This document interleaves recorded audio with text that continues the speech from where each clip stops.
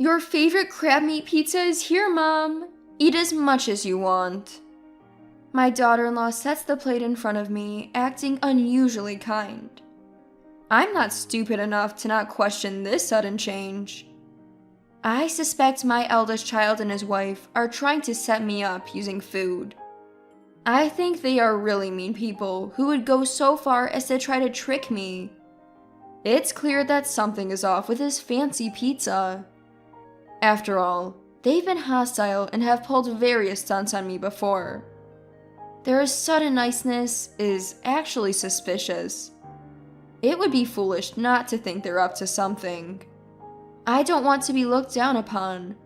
I can protect myself too, and turn the tables on them if needed. My name is Mary, a housewife in my 60s. I live alone since my husband passed away. Years ago when he died, my eldest child and their wife offered for me to move in with them. They were newlyweds then, and I wanted them to enjoy that special time, so I declined. Still, they said they were worried and moved into a house near mine. They are still newly married and want to enjoy their time together. I was truly grateful for their thoughtfulness. They visited often, even when I told them they didn't have to. I also told them it's okay if you don't come that often. I decided to indulge my eldest child when they said, "I'm worried about you, Mom." My daughter-in-law, too, would come over when my eldest was busy, saying, "I want to get along with you." I was proud of my child for finding such a good wife. But at that time, I was clueless. I didn't know why they were being so kind to me or what they were really thinking. Looking back, I get annoyed at my own naivety. Kindness without strings attached isn't something you get easily. I was swayed by their sweet words. However, I eventually found out their true intentions. One day, they visited and ended up staying the night since they had no plans for the next day. I didn't want to intrude on their time as a couple, so I suggested they could go home since it was close by. But my daughter-in-law insisted. We want to deepen our relationship, so we'd like to stay. So I let them. I offered them the guest room. My late husband built this house, and it's too big for just me, with many unused rooms. The room was a bit dusty, but my daughter-in-law helped clean it up. She's good at housework and has been helpful since they got married, so I had a good impression of her. In the middle of the night, I woke up thirsty and went to the kitchen. On the way, I noticed the living room light was on. Curious, I peeked in and saw them sitting on the sofa talking. I couldn't help but eavesdrop. Then, I heard a conversation between the eldest child and his wife. I'm exhausted. That old lady works us too hard, don't you think? Just hang in there a bit longer. Once Mom gives us the inheritance, we're done. If her husband wasn't a company CEO, we wouldn't have to do all this.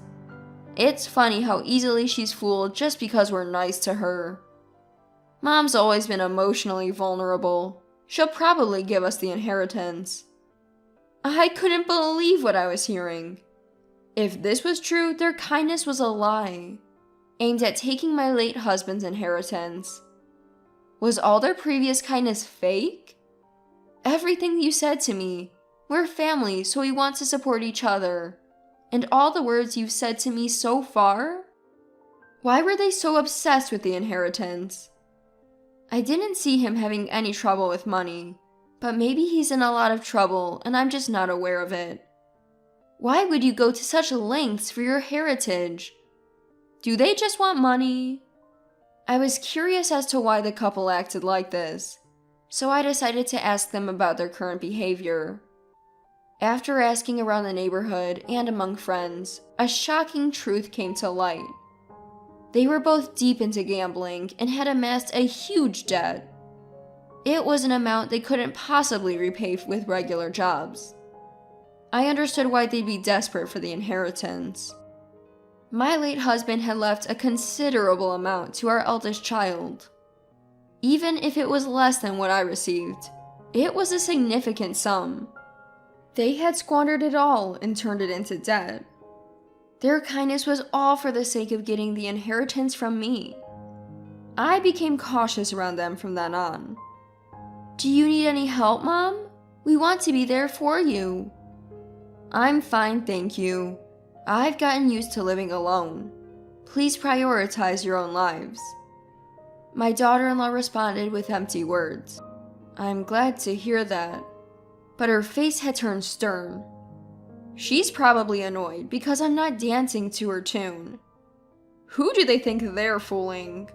I don't need kindness that expects something in return. One day, after keeping my distance from my eldest child and their spouse, I got a call from my daughter-in-law. We need to talk. When I arrived at their home, I was led into the living room and asked to sit on the sofa. Then daughter-in-law spoke with a serious tone. Do you have a new love interest, Mom? I was taken aback. I had no idea how she came to that conclusion. Seizing the moment, daughter-in-law began to speculate. You've been distant lately. It made me suspicious. But you're colder than I thought, Mom.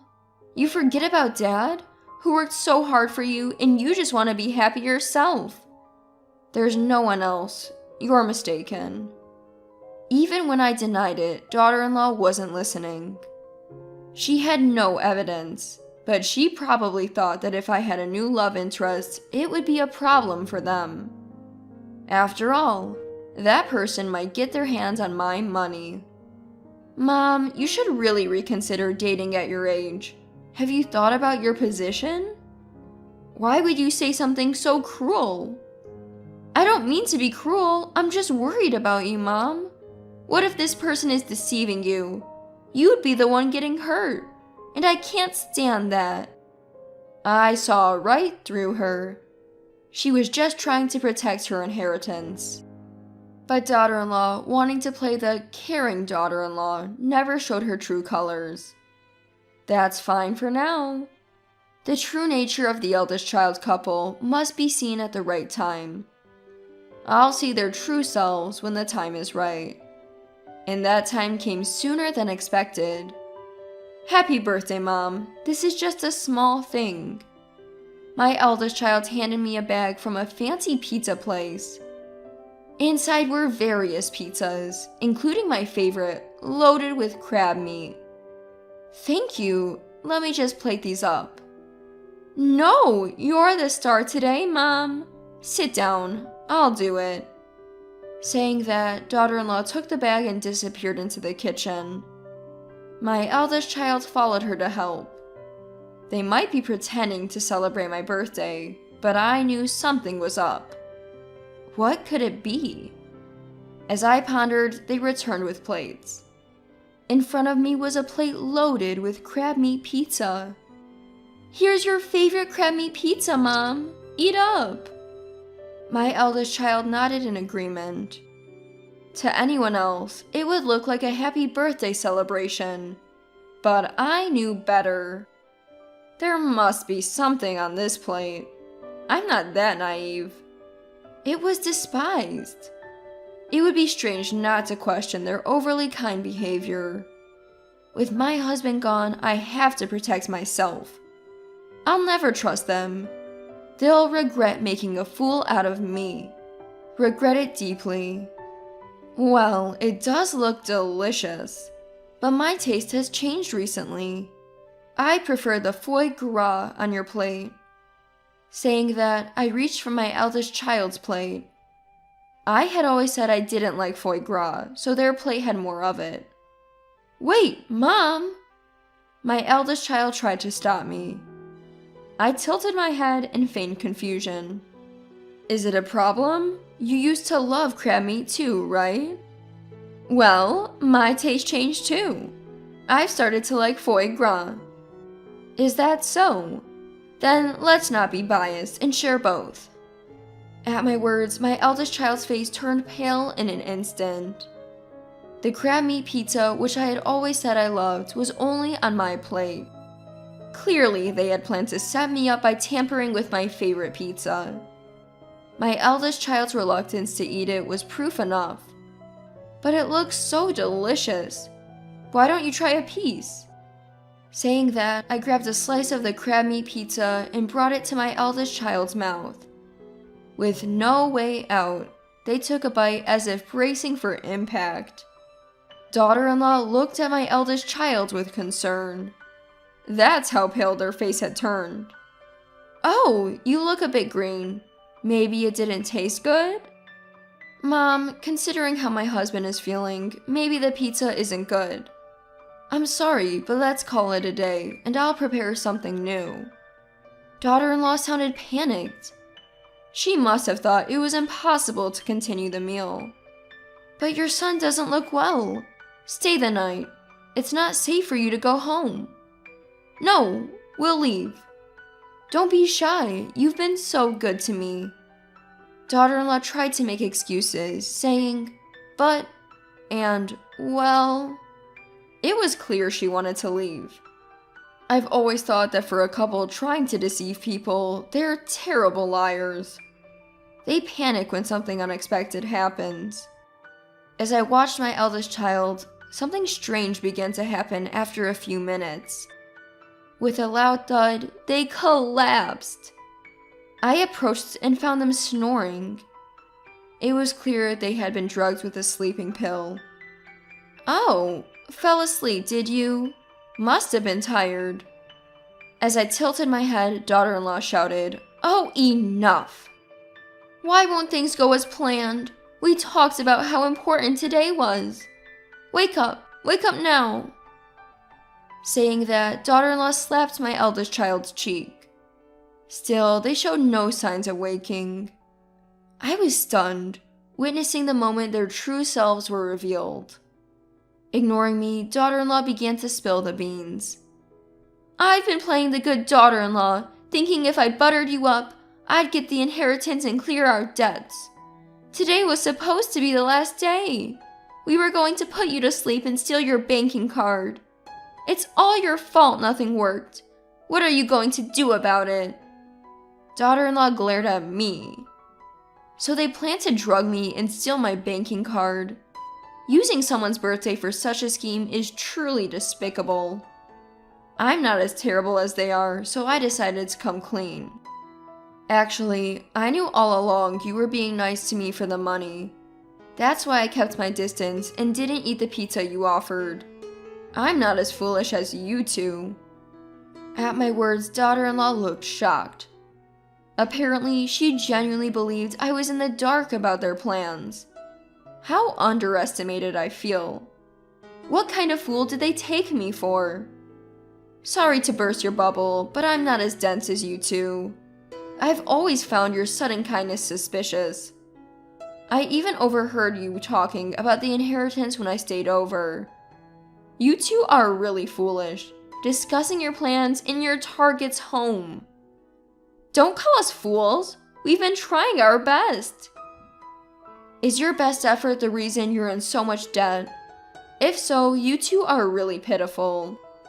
You know about the debt too? How much do you know? Clearly, she hadn't expected me to know about the debt. The word debt made daughter-in-law visibly anxious. I did some digging, found out you two are drowning in debt because of your gambling habits.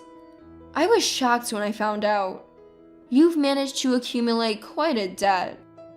At my words, daughter-in-law's face turned increasingly pale. She must have realized there was no way out. Mom, I'm really sorry. Please forgive us. We can't make it without money. Please lend us some. We'll pay you back. Saying this, daughter-in-law deeply apologized on the spot. Her demeanor had lost its previous confidence, clearly showing she was at her limit. Even in this situation, she was still asking for money. I was shocked to realize that, to her, I was just a convenient source of financial support. Sorry, but I won't give you a single cent. I have no money to give to people like you. Don't say that. There's the inheritance from your late husband, right? You have money. Please help us. No, I can't trust people like you to pay me back. Take responsibility for your own actions. Daughter-in-law looked downcast at my words, but she seemed to understand my resolve and didn't ask for money again. After that, my interactions with my eldest son and daughter-in-law dwindled. They stopped coming to my house and barely even contacted me. When those days arrived, contrary to my expectations, I didn't feel lonely. Rather, I felt refreshed, freed from people trying to deceive me. Later, my eldest child and daughter-in-law moved away. According to neighbors, they were taken away by some rather shady-looking people. Probably they couldn't pay off their debt and were taken to a distant state. They might be in a terrifying situation there. They might be suffering so much they want to run away. But that's none of my business anymore. We're unrelated now. I reported the end of this turbulent chapter to my late husband's photo. It seems like his expression in the photo was one of relief. My only family is my late husband. The only person who truly stood by me and supported me was him. Life is short, but I want to live it strongly, cherishing the memories I made with my husband.